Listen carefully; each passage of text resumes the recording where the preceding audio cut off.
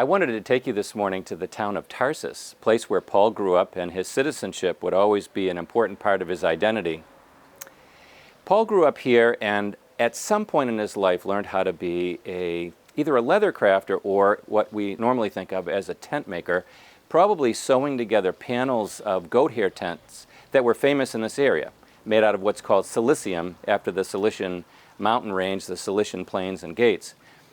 This is a place that has the remains of, from the first century of what people believe to be Paul's house. Whether or not this is the house of Paul may be hard to verify, but this is a first century ruin, and this well is believed to have served Paul's family, and then many pilgrims come here looking for magical powers.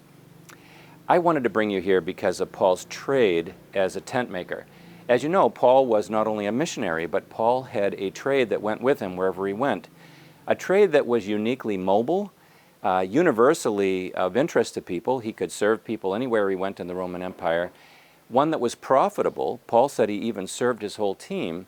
And also one that was relational. Wherever Paul was in the agoras of the ancient world, the marketplaces, Paul was able to relate to people of different classes.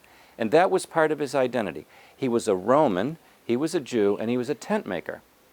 Now, as you probably know, tent making has now become a term used for people that do missions and have a self-supporting identity in their mission work. And Paul is really the example for that, and that's where we get the name tent maker.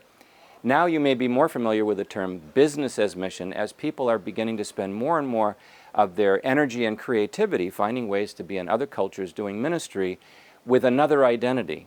And this is important as a part of something bigger because we're now starting to realize the importance of breaking down some of the artificial barriers between the sacred and the secular, between Sunday and Monday, and also to get down to some roots in our tradition, in our faith, that go back to Judaism.